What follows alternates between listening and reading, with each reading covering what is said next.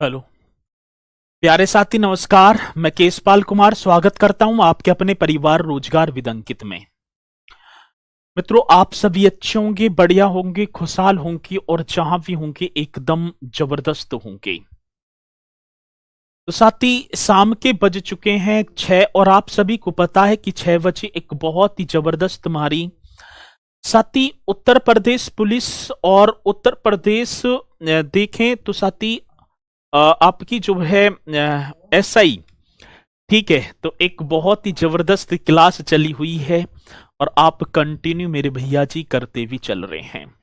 तो एक बार सभी के सभी जोरदार तरीके से यहां पर जुड़ जाएंगे और फिर हम अपने इस सेशन को एक जानदार तरीके से स्टार्ट कर पा रहे होंगे।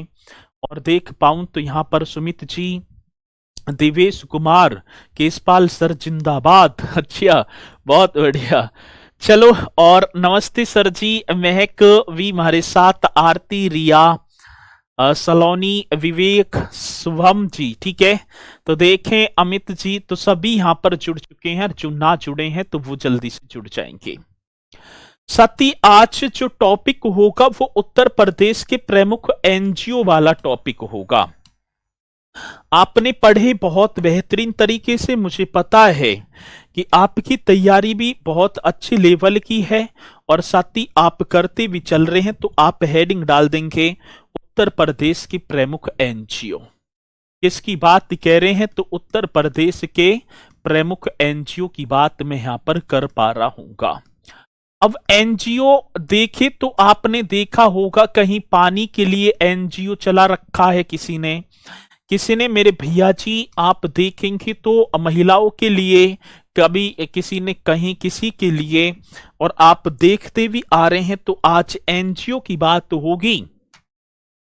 जो मेरे साथी पहले मुझसे कक्षा कर चुके हैं और उन्हें पता भी है कि अब की क्लासों में और पिछली क्लासों में बहुत जमीन आसमान का आपको डिफरेंस भी दिखाई पड़ रहा होगा। तो पीछे आपने कक्षाएं की बहुत बढ़िया तरीके से, लेकिन आज यदि आपको देखें तो जो पुराने नए बच्चों के साथ साथ पुराने बच्चों को भी वही चीजें, ठीक है, मिल रही हैं जो कि भैया जी अभी उनके लिए भी नई चीजें हैं।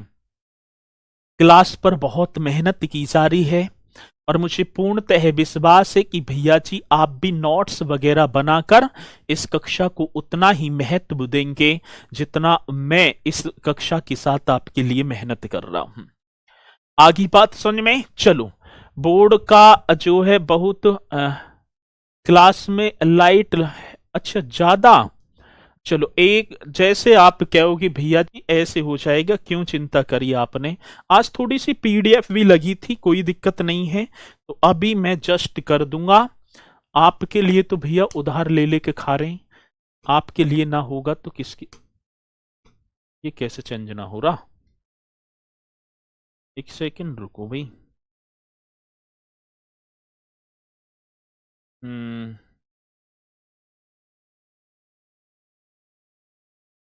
चेंज कैसे नहीं हो रहा कलर?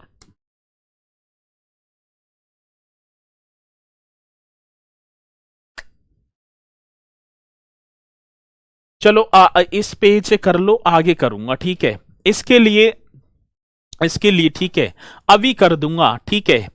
अरे वो आज आप बोलते थे ना कि क्वेश्चन वैसे कराओ जी ऐसे, तो उन्होंने जो है वाइट इस पे बना दी, ये तो सही दिखाई पड़ रहा होगा। तो ये कुछ क्वेश्चन थे, लेकिन चलो अभी दिखाई पड़ जाएंगे, कोई चिंता करने की जरूरत नहीं है। सती, एक एनजीओ की बात है, फूड फॉर लाइफ। कौन सा होगा? तो आप लिखेंगे सर जी फूड, हाँ, और क्वेश्चन बड़ा बेहतरीन होगा, फॉर लाइफ। दिक्कत तो हो रही होगी, मुझे भी लग रही है, लेकिन चलो कोई ना, जब हमें करना ही है तो भैया दिक्कत से क्या देखना हो। फूड फॉर लाइफ ये करेंगे जी। कौन सी लाइफ की बात? तो मेरे साथी फूड फॉर लाइफ ये आपको कर देना है। और इस लाइफ की बात होगी तो ये एक एनजीओ है, फूड फॉर लाइफ। सत्य, ये वृंदावन मथुरा में चलाया जाता है, वर्ष 1991 से आज भी ये चला आ रहा है। कहां की? तो आप ये पॉइंट पूछा जाता है तो ये कहां चल रहा है? तो आप लिख देना सर जी वृंदावन में। और वृंदावन कहाँ पड़ता है? तो मेरे भैया जी आप बताएंगे मथुरा में पड़ता है। और फूड फॉर लाइफ इसकी जो स्टार्टिंग की बात आती है तो वो 1991 में ये चला। ठीक है, इसकी स्टार्टिंग जो होती है तो एक एनजीओ है फूड फॉर लाइफ। साथ ही इसमें मथुरा के वृंदावन में मुफ्त भोजन का वितरण, यदि मैं जाऊं तो मथुरा के वृंदावन में इस एनजीओ के तहत मुफ्त भोजन का वितरण और साथ ही महिलाओं को प्रशिक्षित करना भी इसी उसका मतलब कि महिलाओं को प्रशिक्षित करना एवं रोजगार के उनको अवसर प्रदान करना मेरे साथी इस का उद्देश्य है। तो ये चला क्यों है? तो आप बता रहे होंगे कि मथुरा के वृंदावन में। जी सर जी, बड़ा बेहतरीन क्वेश्चन होगा और आपको बताना होगा मथुरा के वृंदावन में क्वेश्चन बनेगा तो आप बताएंगे वृंदावन में। जी सर जी, मुफ्त भोजन, कैसे भोजन की बात है तो साथी ये बड़ा जबरदस्त क्वेश्चन होगा, मुफ्त भोजन। अब जाओगे तो इस एनजीओ के तहत मेरे साथी मुफ्त भोजन का वितरण आपको मिलेगा। मुफ्त भोजन का वितरण ये कर देना है सर जी। आता है क्वेश्चन तो आप करेंगे मुफ्त भोजन का क्या होगा, मतलब कि वितरण किया जाएगा। ग्रामीण महिलाओं को प्रशिक्षित करना, दूसरी बात क्या होगी साथी? जो ग्रामीण महिला इसी एनजीओ के तहत ग्रामीण महिलाओं को प्रशिक्षित करना, पढ़ाना, क्या करने की बात है? तो भैया जी आप लिख पा रहे होंगे प्रशिक्षित करना तथा रोजगार के अवसर, ये भी पॉइंट आपको कर देना है। किसके? तो आप बताएंगे रोजगार के जो अवसर होंगे। हाँ जी सर जी, किसके अवसर कह रहे हैं? तो मथुरा के वृंदावन में मुफ्त भोजन का वितरण, ग्रामीण महिलाओं को प्रशिक्षित करना एवं रोजगार के अवसर उपलब्ध कराना, एवं रोजगार के अवसर क्या होगा भैया जी? उपलब्ध कराना, उपलब्ध कराना। एक बात तो ये सारे पॉइंट आपको कर देने हैं। कराने की बात तो होगी मेरे भैया जी, कराना, ऐसे करेंगे कराना। दूसरी बात वृक्षारोपण व जैविक खेती करना, किसकी बात है? इसी एनजीओ की कराना। तथा आप करेंगे भैया जी वृक्षारोपण, एक और बता पा रहे होंगे कौन सा रोपण? वृक्षारोपण व जैविक खेती। मेरे भैया जी कैसी खेती की बात कह रहे हैं? जैविक खेती कराना। ये बड़ा बेहतरीन क्वेश्चन है। ठीक है, कराना इत्यादि, जैविक खेती करना या कराना इत्यादि इसकी प्रमुख कार्य होंगे। अब क्वेश्चन पूछा जाता है कि फूड फॉर लाइफ एनजीओ वर्तमान में कहां पर कार्यरत है, इसका क्या उद्देश्य है, और भैया जी ठीक है ना, और क्या वर्क कर रहा है वर्तमान में? तो आप बता पा रहे होंगे फूड फॉर लाइफ का ये कार्य होगा मेरे साथी उत्तर प्रदेश के वृंदावन मथुरा में होगा। 1991 में इसे चलाया गया है। आगे बात समझ में? तो ये पॉइंट आप बताएंगे बहुत जबरदस्त तरीके से जो कि हमसे पूछा जाता है। अब एनजीओ वगैरह के क्वेश्चन जो भी है भैया, अभी ज्यादा इतना भवकता भी मत दिखाओ कि आगे को चल के छाछ में ठीक है ना फूंक मार के पीनी पड़े। सारी चीजें होंगी, चिंता करने की जरूरत ना, ज्यादा तेज बनने की वो मत करो कि कैसे क्वेश्चन आएगा, सारी बताता चल रहा हूं मैं। अब दूसरे की बात तो होगी भैया, एक और एनजीओ होगा जन विकास समिति। एक एनजीओ और मेरे साथी आपको बता देना है जन विकास समिति। अब ये क्वेश्चन पूछा जाए कि जन विकास समिति जो एनजीओ है ये वर्तमान में कहां कार्यरत है, बड़ा बेहतरीन क्वेश्चन होगा। इसकी शुरुआत कब की जाती है, ये कब से चल रहा है, तो आप ये सारे पॉइंट हमें यहां बताएंगे। जन विकास समिति की बात तो होगी मेरे साथी, ये वाराणसी में चल रहा है। कहां? तो भैया जी आप बता देना वाराणसी में। आगे बात समझ में? और ये कब से स्टार्ट है, तो आप 1997 एडी कर देना, ईस्वी से। भैया जी 1997 से ये जन विकास समिति चल रही है और उद्देश्य दूर दराज के ग्रामीण व आदिवासी क्षेत्रों में विकलांग बच्चों और युवाओं के लिए पुनर्वास सेवाएं प्रदान करता है। आज इसकी बात होगी तो मेरे साथी आप बताएंगे जो दूर दराज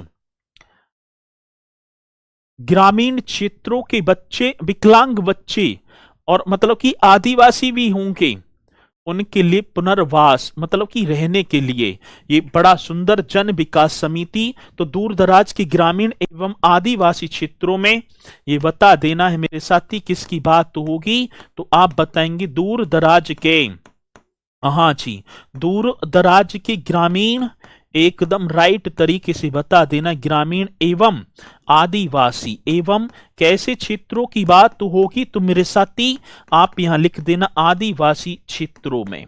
बड़ा पावरफुल क्वेश्चन होगा, आदिवासी क्षेत्रों में आता है क्वेश्चन तो आप बता देना। दूर दराज के ग्रामीण एवं आदिवासी क्षेत्रों में विकलांग बच्चों एवं युवाओं के लिए, जो विकलांग हैं, विकलांग बच्चों एवं, अब विकलांग युवा भी सही, बच्चों एवं युवाओं के लिए मेरे साथी एवं किसकी बात कह रहे हैं, तो आप बता पा रहे होंगे युवाओं के लिए पुनर्वास, युवाओं के लिए क्या, तो पुनर्वास सेवाएं प्रदान करना।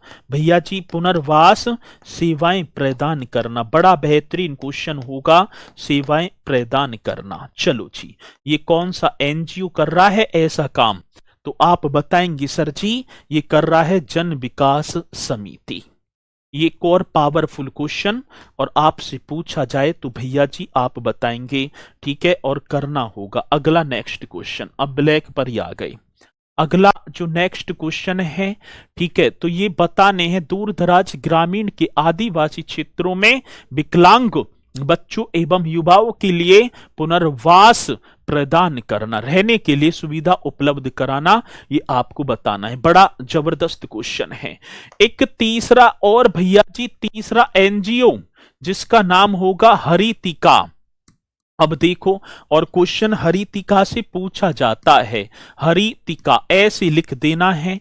और भैया जी एक और मैं आपको बताऊं, ये हरितिका कहां चल रहा है, तो ये आप बताएंगे भैया जी, हरितिका झांसी, ये झांसी में स्टार्ट किया गया और 1994 में झांसी में, और भैया जी आप कर देना 1994 एडी की बात होगी।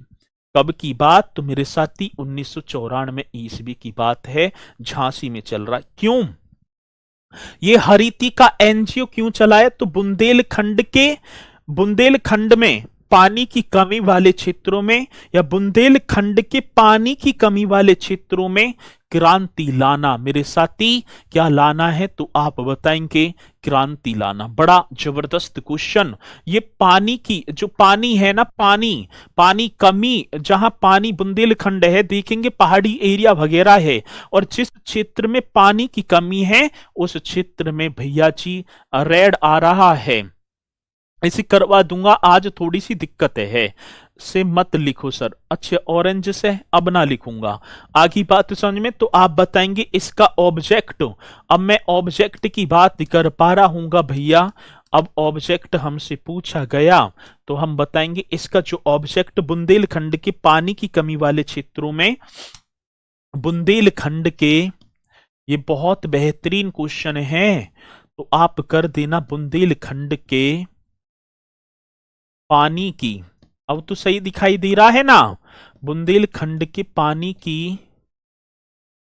पानी की कमी वाले क्षेत्रों में, कैसे क्षेत्रों की बात होगी मेरे साथी, पानी की कमी वाले क्षेत्रों में क्या लाना है, क्रांति लाना। बड़ा बेहतरीन क्वेश्चन, आपको बता देना है क्रांति लाना। आखिरी बात समझ में, ये किसका, ये हरितिका एनजीओ का उद्देश्य था भैया जी, और आपको बता देना है उक्त संगठन ने जल संचयन, प्रबंधन, फसल अनुकरण, मृदा जो है संरक्षण आदि विषयों पर कार्य किया है। अब क्वेश्चन कैसे पूछा जाएगा, अब क्वेश्चन पूछा जाएगा कि उत्तर प्रदेश में संचालित किस एनजीओ का मुख्य उद्देश्य बुंदेलखंड के पानी की कमी वाले क्षेत्रों में क्रांति लाना है। तब आपको बताना होगा हरितिका, और साथ ही हरितिका झांसी में चला था। तो आप बता देना। जी लाइट बहुत ज्यादा पड़ रही है। अब भैया अब जो भी पढ़ रही है तो पढ़ ही रही है, ठीक है। अब इस क्लास से पूरी कर लो, आगे बात समझ में। अब इस क्लास से मेरे साथी पूरे आप कर लेंगे। बुंदेलखंड के पानी की कमी वाले क्षेत्रों में क्या लाना है? क्रांति लाना है। उक्त संगठन ने जल संगठन है हरितिका। तो आप बता पा रहे हों कि भैया जी इस संगठन की बात होगी। उक्त संगठन ने, हाँ जी सर जी, जल संचयन। बड़ा बेहतरीन क्वेश्चन होगा जो कि हमसे पूछा जाएगा तो आप करेंगे। मतलब कि एक तो जल संचयन, प्रबंधन, फसल अनुकूलन, ये भी कर देना भैया जी। प्रबंधन एक हो गए, प्रबंधन एक मेरे साथी, फसल अनुकूलन एक। कौन से अनुकूलन की बात होगी तो आप यहां कर पा रहे होंगे फसल अनुकूलन आता है क्वेश्चन। तो जल प्रबंधन, फसल अनुकूलन, मृदा संरक्षण और वनीकरण से, ठीक है ना। एक और लिख देना मृदा संरक्षण एवं मेरे भैया जी वनीकरण से संबंधित। आज कौन सी करण की बात होगी तो आप लिखेंगे वनीकरण से संबंधित। बड़ा पावरफुल क्वेश्चन है, पूछा जाता है तो आप बता पा रहे होंगे, ठीक है। तो उक्त संगठन ने जल संचयन, प्रबंधन, फसल अनुकूलन, मृदा संरक्षण एवं वनीकरण से संबंधित स्थायी परियोजनाओं पर तत्परता से काम किया है, ठीक है। तो ये वनीकरण से संबंधित स्थायी योजनाओं पर, कैसी परियोजनाओं की बात होगी तो आप लिख पा रहे होंगे परियोजनाओं पर, ये कर देना है। स्थायी परियोजनाओं पर तत्परता से, परियोजनाओं पर, ठीक है ना, जो तत्परता से कार्य किया है, ठीक है ना, इन पे भी कार्य किया है। तो ये भी पॉइंट आपको बता देना है। आगे बात समझ में। चलो जी, अब ये हरितिका एनजीओ का कार्य होगा सर जी। कौन से एनजीओ की बात तो होगी? हरितिका। ये पॉइंट बड़ा बेहतरीन है। एक साथी गुड़िया इंडिया, एक और एनजीओ आता है और उस एनजीओ का नाम बताऊं क्या है?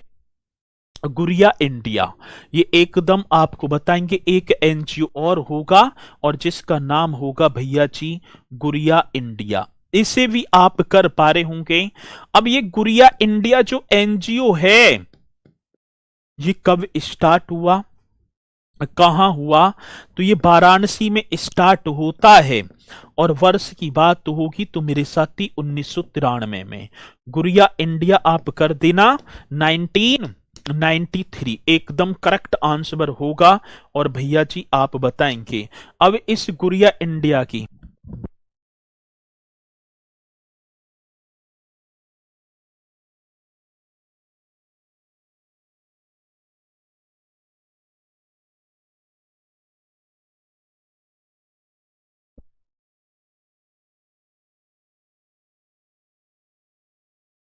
भाई आज ठीक है ना, कर लो। बस थोड़ी देर की बात है, फिर जो है सही हो जाएगा, करवा देंगे। आज कर लो बस, ठीक है। हाँ गुरुजी आप और आपकी बात दोनों ही न्यारी है। अच्छा आज कर लो बस, फिर कल ये दिक्कत ना होगी। अब आध घंटा से तो हो ही गया भाई, 20 मिनट तो होगी और 20-30 मिनट की बात है, ठीक है। फिर कोई दिक्कत ना होगी। आज गुड़िया इंडिया, इसका ऑब्जेक्ट महिला व बच्चों की तस्करी एवं यौन शोषण को समाप्त करना। आपने देखा होगा कि जो महिला एवं बच्चों की जो तस्करी होती है और जो यौन शोषण होता है, उसे क्या करना है? समाप्त करना। ये इस एनजीओ का कार्य होगा। तो आप बताएंगे भैया जी इसके ऑब्जेक्ट की बात कह रहे हैं? हाँ, इसका जो ऑब्जेक्ट होगा महिला एवं बच्चों की महिला, ऐसे लिखेंगे महिला एवं मेरे साथी महिला एवं बच्चों की तस्करी बच्चों की क्या होगी, तो भैया जी आप बताएंगे तस्करी की बात होगी। महिला एवं बच्चों की तस्करी तथा तथा यौन शोषण को, एक एक नाम और आपने पढ़ा होगा भैया जी, यौन शोषण को समाप्त करना। यौन शोषण को क्या कर देने की बात है, तो आप लिखेंगे समाप्त करना। बड़ा पावरफुल क्वेश्चन ये किसका होगा, तो गुड़िया इंडिया, जो कि वाराणसी में एनजीओ चला 1993 में, और साथ ही मतलब कि क्या करना है, महिला व बच्चों की तस्करी एवं यौन शोषण को समाप्त करना। एचआईवी एड्स के नाम पर यौन पर्यटन एवं आपने देखा होगा एचआईवी और या एड्स के नाम पर यौन पर्यटन एवं भेदभाव को भी समाप्त करना इस एनजीओ का मुख्य उद्देश्य रहता है। आगे बात समझ में, तो आप लिखेंगे भैया जी एचआईवी एक और समाप्त करना, तथा ये करेंगे तथा एचआईवी और क्या होगा भैया जी एड्स, ठीक है, ये कर देना है। तो आप बताएंगे गुड़िया इंडिया की बात है तो एचआईवी और एड्स के नाम पर, एड्स के क्या होगा, तो भैया जी नाम पर यौन शोषण, माफी चाहूंगा यौन पर्यटन, यौन क्या होगा पर्यटन, बड़ा बेहतरीन क्वेश्चन है, पूछा जाएगा, एवं भेदभाव को भी समाप्त करना। भैया जी आप बता पा रहे हो, एवं भेदभाव को भी समाप्त करना। आगे बात तो समझ में, भेदभाव को भी समाप्त करना, इस तरीके से आपको बताना होगा, ठीक है। अब ये गुड़िया इंडिया साथ ही कौन सा एनजीओ है, गुड़िया इंडिया, जो वाराणसी 1993 में चला था। चलो इसी के साथ भैया जी एक और होगा अभिनव, क्या हो गए 4, एक और आप बता पा रहे होंगे पांचवा, और पांचवा कौन सा होगा अभिनव। एक और एनजीओ संस्था है अभिनव, जो मुजफ्फरनगर में चली थी, ठीक है। भैया जी कहां की बात होगी, तो आप बताएंगे ये मुजफ्फरनगर में। तो अभिनव की बात आती है तो साथी आप लिख देना, ये चली थी मेरे भैया जी मुजफ्फरनगर। बड़ा बेहतरीन क्वेश्चन होगा जो कि हमसे पूछा जाएगा। अब ये आपकी हो गई मुजफ्फरनगर। अब ये किस उद्देश्य से अभिनव की बात तो होगी भैया जी, इसका क्या ऑब्जेक्ट होगा, ये भी हमसे पूछा जाता है। अब बात आती है अभिनव, नोट करते चलेंगे, बहुत महत्वपूर्ण क्वेश्चन है। स्वच्छता और पेयजल के संबंध में लोगों को जो जागरूकता प्रदान करना।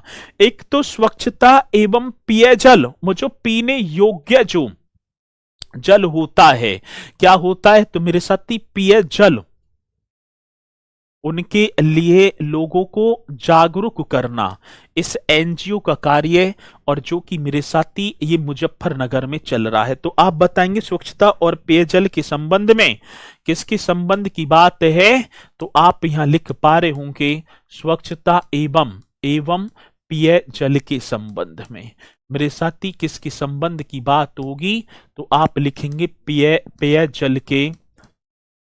पेयजल के संबंध में।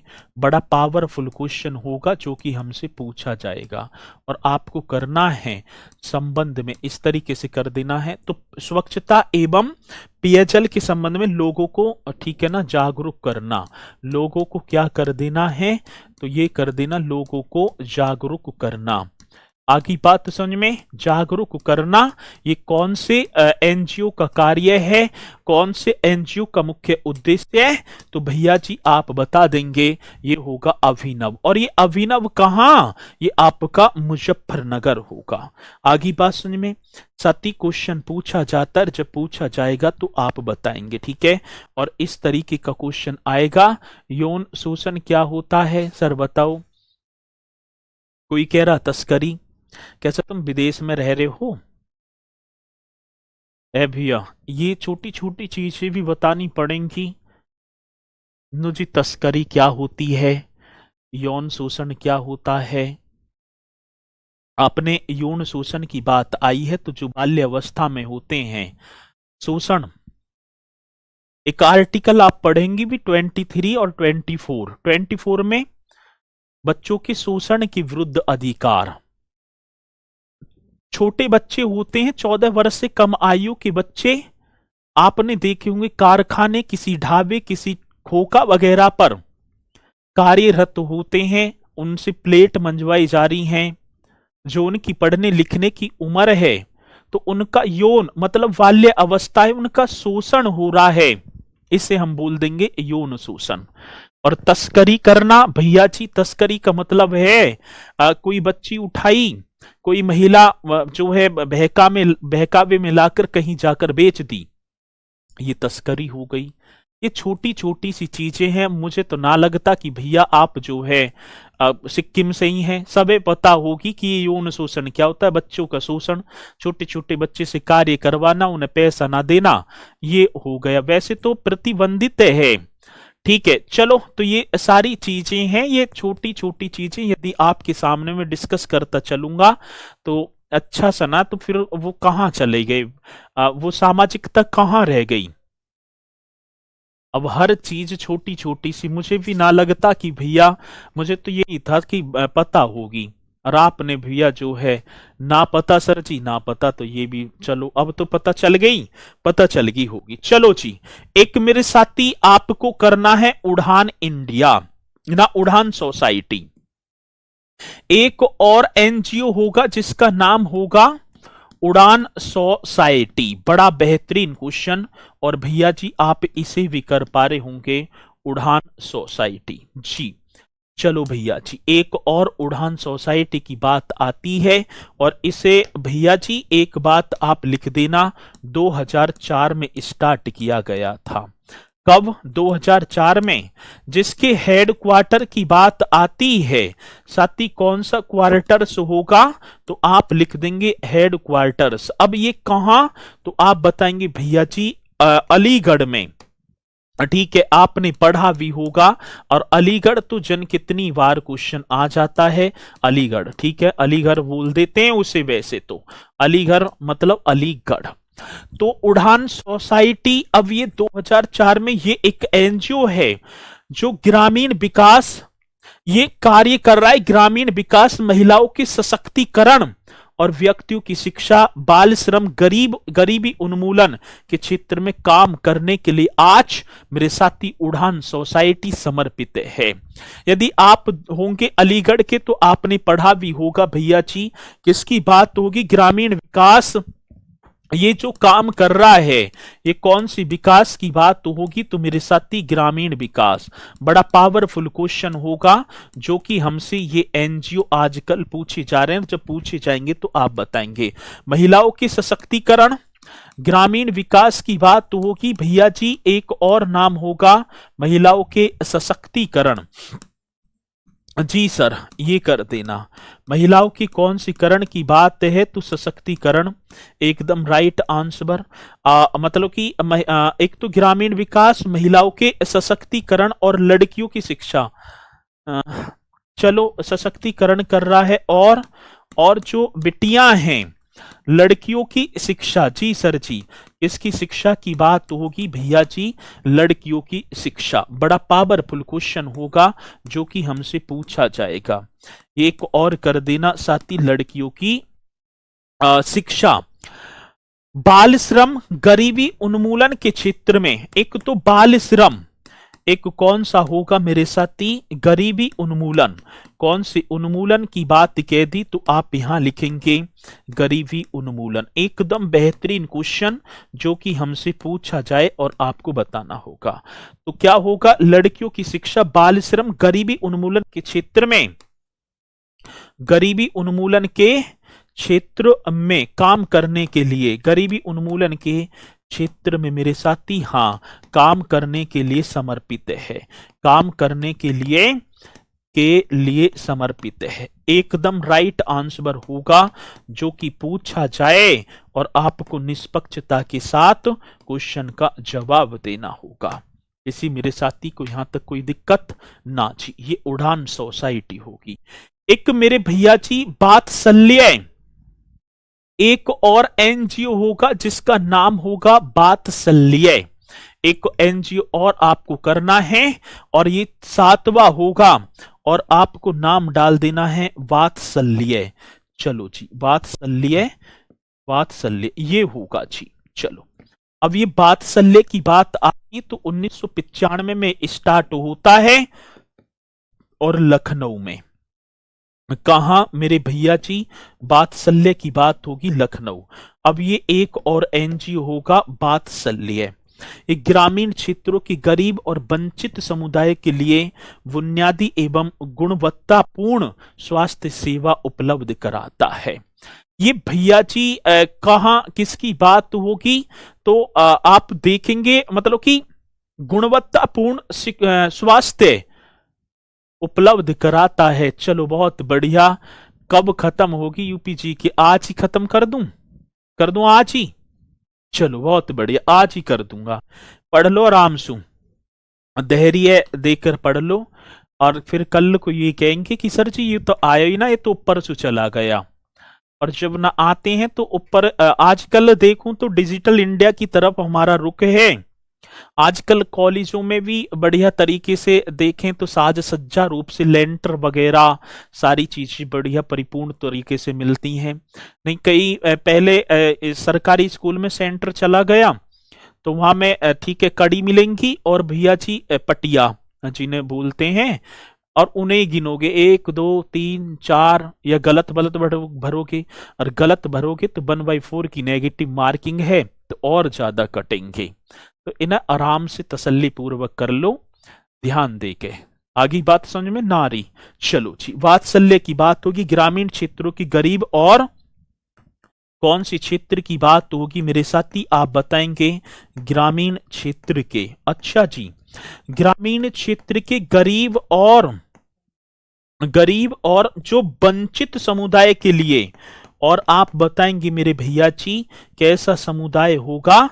तो आप लिख देना वंचित समुदाय। बड़ा बेहतरीन क्वेश्चन है, वंचित समुदाय के लिए ये करेंगे जी।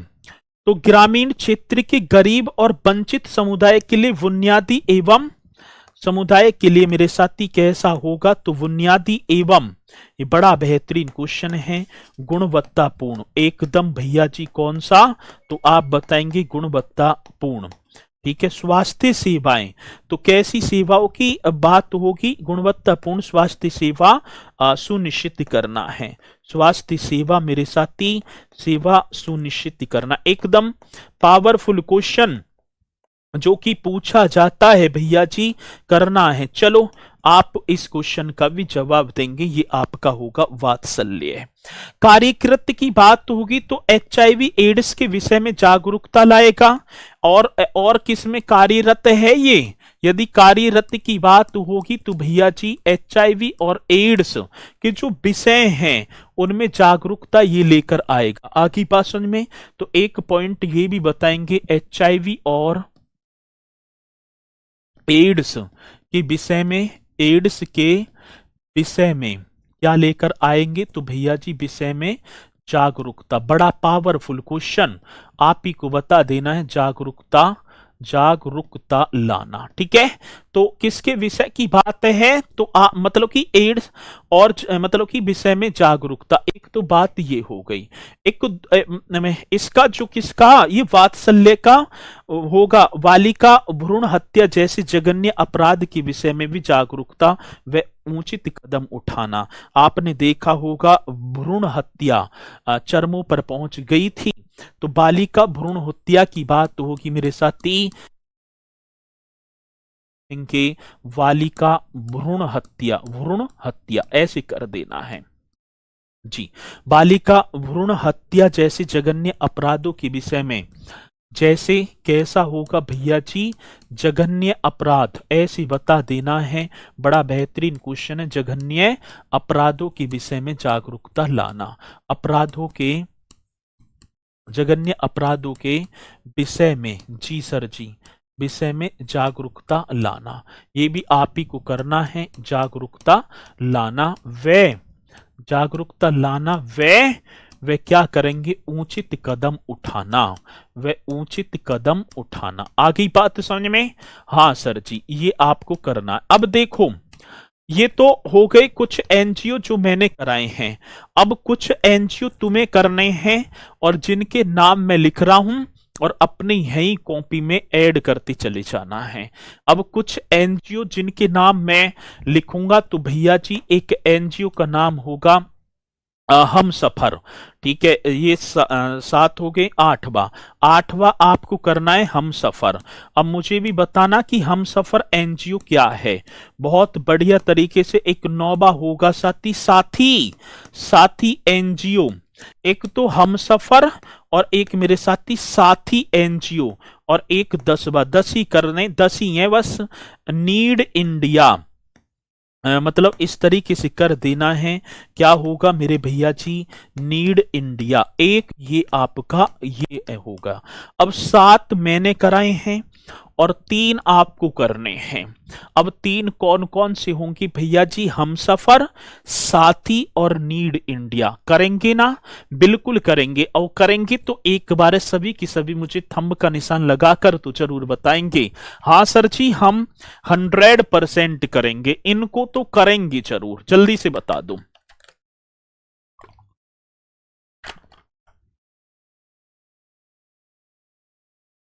चलो भाई। संजय कुमार कह रहे हैं सर जी कितने बच्चे लाइव में, कैसे करोगे? करना क्या है तुम्हें, अपने उससे मतलब है। खामू खा में बीच में टांग देना, क्या फायदा है? चलो मैंने बता दी इतने बच्चे, फिर करोगे क्या? ये बताओ कि ये करना है जी मुझे। कोई लेना एक नहीं, देना दो। अपनी तैयारी पे ध्यान दो बस। नु कितने बच्चे लाइव हैं? खामू खा में और कुछ टॉपिक ना बचा तो कितने बच्चे लाइव हैं बस बता दो जी, कितने बच्चे लाइव हैं। चलो जी, इन्हें आप बताएंगे। और भैया जी आज मैं कुछ क्वेश्चन लेकर आया हूं, और ये कुछ क्वेश्चन आपके सामने, और आपको बताना होगा। बड़ा बेहतरीन क्वेश्चन है, ठीक है। और शायद मैंने ये क्वेश्चन आपको कराए और आपने भी किए थे, और बहुत बेहतरीन तरीके से क्वेश्चन मैंने कराए हैं भैया, मुझे पूर्णतः तो विश्वास है। जल्दी बताता चलूंगा क्योंकि क्वेश्चन कर लेंगे पूरे।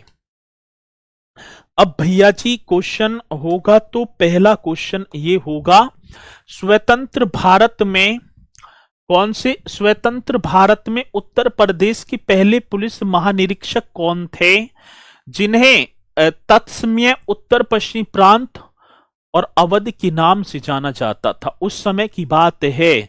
तो BN Lahiri, Conrad हंटे, S Shripal या लॉर्ड माउंटबेटन? मैंने कराया था क्वेश्चन, और मुझे पूर्णतः विश्वास है भाई साहब, या तो सही जवाब दियो, नहीं तो ऑनलाइन ही कर दूंगा। ठीक, तो यहां पर एकदम राइट आंसर बताया। अब भी माउंटबेटन ही बता रहे हैं, वो माउंटबेटन बता रहे हैं जो बस डाल दे मेरा भी। ठीक है, यूपी पुलिस की भर्ती आ गई, मम्मी ने की, भैया तू भी डाल दे, कैसे करेगा? ठीक है रे सोनू, तू जा रहा है कहां? फार्म मेरा भी डाल दिए, तो ऐसे में आ दे तो। चलो जी, आपको बताना है भैया जी BN लाहिड़ी। ये क्वेश्चन कराया था मैंने क्वेश्चन कराया। इस तरीके का क्वेश्चन पूछा जाएगा। आप बहुत दिन से कह रहे थे सर जी कैसा लेवल आएगा, कैसे क्वेश्चन आएंगे, तो मेरे भैया ऐसा क्वेश्चन होगा। चलो अगला, संसद में उत्तर प्रदेश के प्रतिनिधित्व के संदर्भ में निम्नलिखित कथनों पर विचार कीजिए। करो। राज्यसभा के लिए उत्तर प्रदेश को 31 सीटें आवंटित हैं। एकदम बात सही है जी, एकदम बात क्या होगी मेरे साथी? एकदम बात राइट है, ठीक है, ये तो बात सही है भाई। राज्यसभा के लिए उत्तर प्रदेश में 31 सीटें तो आवंटित हैं जी। लोकसभा के 80 सदस्य उत्तर प्रदेश से निर्वाचित होते हैं, ये भी बात सही है। तो कहने का मतलब होगा भैया जी 1 और 2। चलो 1 और 2। अब उसी साथी का नाम लूंगा जो सबसे पहले जवाब देगा, ठीक है। इस तरीके का क्वेश्चन आएगा तो आप निश्चित तौर पर करेंगे, ऐसा क्वेश्चन होगा। चलो अगला क्वेश्चन देखते हैं। उत्तर प्रदेश के किस जिले में प्रथम पुलिस संग्रहालय की स्थापना की गई थी? अभी करवाया, in which district of Uttar Pradesh was the country first police museum की बात है, इस्टेब्लिश्ड। तो मेरे साथी ये संग्रहालय, प्रथम पुलिस संग्रहालय मैंने आपको कराया, और मुझे इतना भी पता है मैंने पुलिस संग्रहालय उत्तर प्रदेश पुलिस का मुख्यालय भी बताया था, और मेरठ में एक संस्थान था वो भी कराया था। ये सारी चीजें मैंने कराई। मेरे साथी कुछ ने जवाब दिया और कुछ ने तो भैया ठीक है बस कर दी गाजियाबाद में। और पहली पुलिस यूनिवर्सिटी ग्रेटर नोएडा, ये भी मैंने चीजें कराई थी भैया, ये सारी चीजें आपको कराई। अब बहुत दिन से आपकी जो है क्वेरी, सर कैसा क्वेश्चन, और अब देखूं तो कोई प्रयागराज और कोई लखनऊ। इक्का दुक्का बच्चे का राइट आंसर है, बस इक्का दुक्का। जबकि क्वेश्चन करा चुका हूं तो मुझे पता पड़गी कि कितनी बढ़िया मेहनती हो आप, कितनी अच्छी तैयारी आपकी। चलो अगला question. Uttar Pradesh armoured constabulary act, आपने इस तरीके से भी हम लिखेंगे भैया जी, और ठीक है मैंने आपको बताया था कॉन्स्टेबलरी एक दिन मतलब पीएसी का फुल फॉर्म भी आपसे पूछा था, प्रोविंशियल ठीक है ना आर्मर्ड कॉन्स्टेबलरी, ये मैंने एक दिन मेरे साथी फुल फॉर्म आपसे पूछा था। और जब मैंने आपसे बताई थी ये एक्ट किस वर्ष पारित हुआ था, 1948, 1950, 1952 या 1945, बताओ मैंने क्वेश्चन पूछा ना पूछा आपसे? 100% पूछा था। लेकिन भैया यहां पर कुछ ही बच्ची इनका सही जवाब है सर जी, आप मेरा तो 1948 कर देना, बहुत बढ़िया। जिस मेरे साथी ने 1948 बताया वो एकदम राइट। अगला क्वेश्चन, पुलिस द्वारा तैयार किए जाने वाले लिखित दस्तावेज एफआईआर का पूर्ण रूप क्या है? What is the full form FIR? लड़ाई हो गई, थाने गए, सर जी एफआईआर लिख दो, इसने गाली दे दी, हमारी नाली रोक दी, आगे से पानी ना निकलन दे रहे, दिन रात देखे हैं कूड़ा हमारे घर के सामने कर देते। ऐसी लड़ाई है, और कौन से फरसा चल रहे हैं किसी के आजकल, और लेडीजन के ऊपर लड़ाई होती है। कल मैंने साफ करी, आज तेरी बारी है मैं ना करूं, ठीक है जा करवाना हो तो करवा लिए, बस ये चल रही हैं। अब आई भैया 112 नंबर की पुलिस, भाई तुम्हारा निपटारा यहाँ ना होगा, अब तुम थाने चलो। अब थाने में होगी एफआईआर, और एफआईआर का फुल फॉर्म क्या होगा? First inquiry report sir ji, first investigation report, first interrogation report, या फर्स्ट इंफॉर्मेशन रिपोर्ट। कितना बेहतरीन क्वेश्चन आया, और आप इस क्वेश्चन का जवाब ना देंगे तो और कौन देगा? तो यहां पर मेरे साथी सभी का देख पाऊं तो जवाब आ रहा है सर जी मेरा, तो आप डी कर देना। कोई डी कह रहा फर्स्ट इंफॉर्मेशन या फर्स्ट इंक्वायरी रिपोर्ट या फर्स्ट इन्वेस्टिगेशन रिपोर्ट, तो जल्दी से आप क्वेश्चन का जवाब देंगे, और क्वेश्चन बड़ा बेहतरीन। चलो भैया बता दो जल्दी से।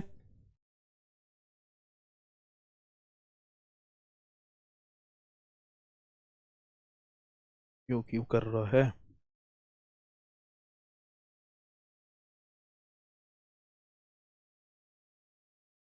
चलो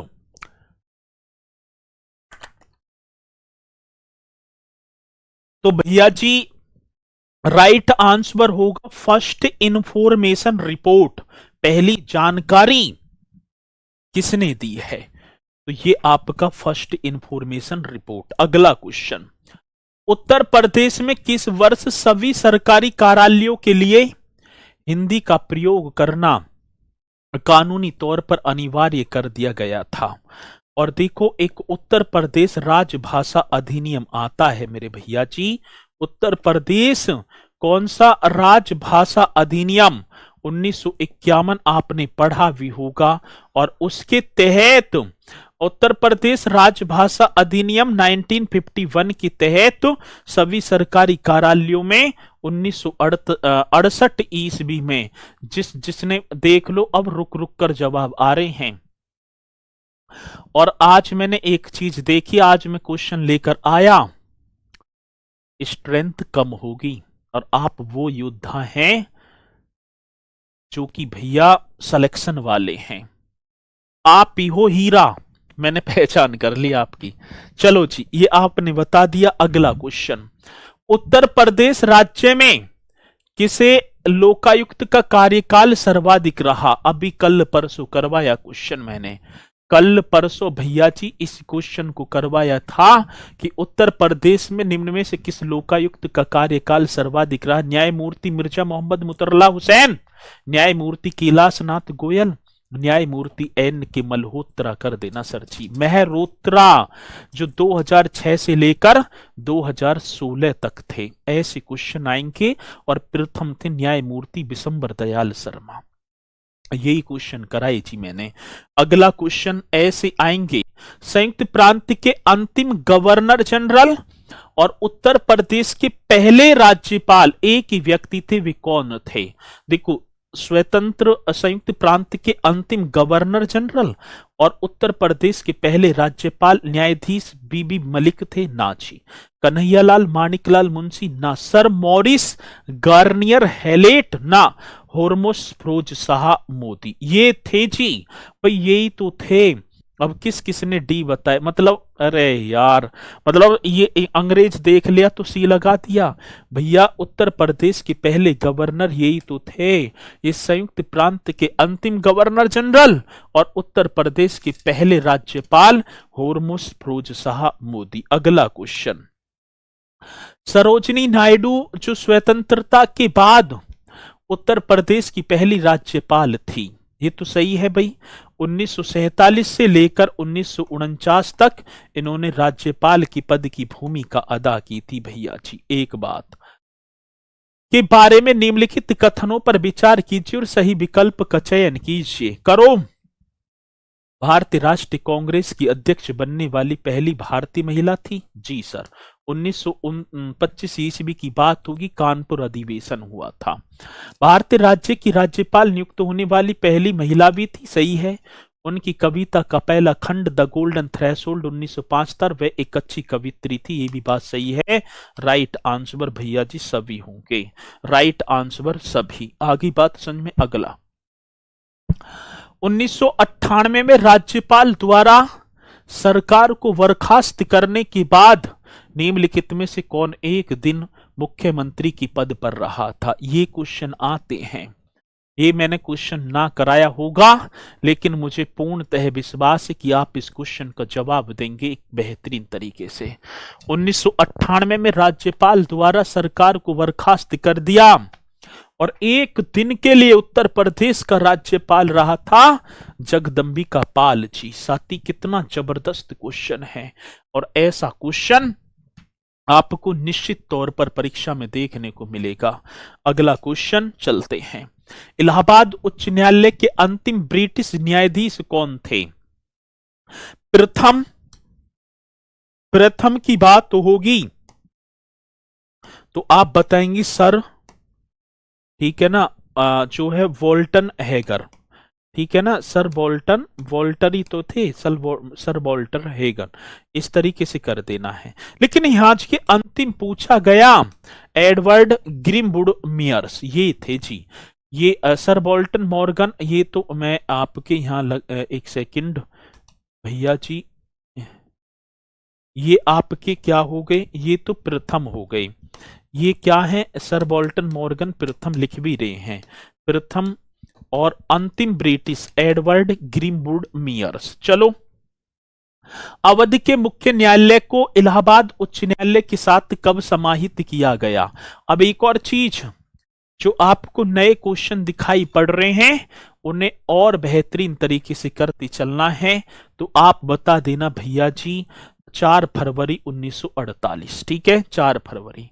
उत्तर प्रदेश उच्च न्यायालय समामेलन आदेश 1948 द्वारा अवध के मुख्य न्यायालय को इलाहाबाद के उच्च न्यायालय के साथ समामेलित किया गया और नया उच्च न्यायालय प्रदान किया गया। किसी नए उच्च न्यायालय का मुख्य न्यायाधीश विधुभूषण मलिक। साथी, कौन से? विधुभूषण मलिक एकदम राइट आंसर होगा। और मेरे साथी आपको बताना है, और ये नया क्वेश्चन है तो आप नोट कर लेंगे। उत्तर पश्चिम प्रांतों के लिए उच्च न्यायालय की पीठ को 1869 से आगरा से मेरे साथी, आगरा से मैं स्थानांतरित कर दिया। आपको पता होगा भाई 17 मार्च के मार्च की बात है मेरे भैया जी, 17 मार्च 1866 ईस्वी को 17 मार्च 1866 ईस्वी को उच्च न्यायालय की स्थापना आगरा में हुई थी और 1869 ईस्वी में कहाँ ले गए थे? इलाहाबाद में। भाई ये पॉइंट तो आपको पता है ना, जब इलाहाबाद में ले गए तो साथी आप लिख देंगे इलाहाबाद। कितना जबरदस्त क्वेश्चन है। आज मुझे लग रहा है कि भैया आप यहीं ना डटने वाले। यूपी विधान परिषद की पहली बैठक 29 मार्च 1937 को हुई थी, जिसमें डॉट डॉट डॉट क्रम से विधान परिषद के अध्यक्ष के रूप में चुना गया था। अध्यक्ष की बात तो होगी तो सर सीताराम ये तो अध्यक्ष थे। जब विधान परिषद की पहली बैठक होती है तो ये तो अध्यक्ष थे और बेगम एजाज रसूल मेरे साथी उपाध्यक्ष। ये पॉइंट, ये क्वेश्चन ढूंढे से ना मिलेंगे। आगे बात समझ में। और मैंने फिर एक बार आपसे कहा था, ठीक है, मैंने ये बोला था कि भैया एक बार बस जैसी मैं मेहनत आपके साथ कर रहा हूं एक बार ऐसी कर लेना। दुनिया की कोई ताकत नहीं जो आपको रोक जाए। दरोगा बरेली वाले, बहुत बढ़िया। तो बेगम एजाज रसूल उपाध्यक्ष और अध्यक्ष कौन थे? सर सीताराम। औपचारिक रूप से गठित होने पर प्रदेश उत्तर प्रदेश मानवाधिकार आयोग के पहले अध्यक्ष, ये अध्यक्ष होंगे जी। ये कौन होंगी भैया जी? अध्यक्ष के रूप में किसे नियुक्त किया गया? न्यायमूर्ति एपी मिश्रा। कौन? न्यायमूर्ति एपी मिश्रा। इलाहाबाद उच्च न्यायालय की पीठ निम्नलिखित में किस वर्ष जो है स्थानांतरित, मतलब कि पीठ निम्नलिखित में किस स्थान पर स्थापित की गई? तो लखनऊ में। और कौन सी वर्ष मेरे साथी? 1948 में। मैंने बताया एक मुख्य पीठ और एक खंडपीठ। मुख्य पीठ इलाहाबाद में और खंडपीठ मेरे साथी लखनऊ में, जो कि 1948 में स्थानांतरित की गई थी। अगला क्वेश्चन, उत्तर प्रदेश के मुख्यमंत्री जिन्होंने भारत के प्रधानमंत्री को भी सुशोभित किया है, कराया था ना? उत्तर प्रदेश के मुख्यमंत्री जिन्होंने प्रधानमंत्री के पद को भी सुशोभित किया, ऐसे दो प्रधानमंत्री, ऐसे दो मुख्यमंत्री चौधरी चरण सिंह और बीपी सिंह। मैंने कराए भैया जी, चौधरी चरण सिंह और बीपी सिंह थे। ये एकदम करेक्ट आंसर। अगला, स्वतंत्रता से पहले उत्तर प्रदेश की विधानसभा का पहला स्पीकर। देखो स्वतंत्रता से पहले की बात है और इस क्वेश्चन का जवाब आप दे देंगे भैया जी कमेंट्स बॉक्स में, ठीक है। और आप बता पा रहे होंगे कि ये कक्षा कैसी रही। भैया मेहनत तो करनी पड़ेगी। यदि आप सोच रहे हो कि दुकानदार के पास जब जाते थे, भैया एक सुंदरी कमंडल दे दे, पापा ने मंगाया एक माचिस थोड़ा सा लभाब भी दे दो, वो नमकीन धर दे, जा बहका दे बालक, तो ये भर्ती है। आज कंपटीशन का दौर है तो ये लभाब में काम ना चलेगा, फाइट करनी पड़ेगी। और अब की बार देख लेना, यूपी पुलिस में कम से कम 60 लाख प्लस बच्चे फॉर्म डालेंगे और सब ये आस होगी कि मेरे तन पर वर्दी होनी चाहिए। आगे बात समझ में ना। और सब अपनी आस में, कोई पढ़ने में कमजोर सही या पढ़ने में कितना ही ठीक है ना ज्यादा सही, लेकिन सब मेरे साथी एक आस लगी रहती है कि मेरा तो सिलेक्शन हो जाए। भगवान हर तरीके से मेहनत की जाएगी, पढ़ाई के माध्यम से और देवी देवताओं को मनाने के माध्यम से, व्रत भी रखे जाएंगे, हर चीज की जाएगी। लेकिन भैया यदि इतने बच्चे से फाइट लड़नी है तो अपने में कुछ ना कुछ तो परिवर्तन लाना पड़ेगा।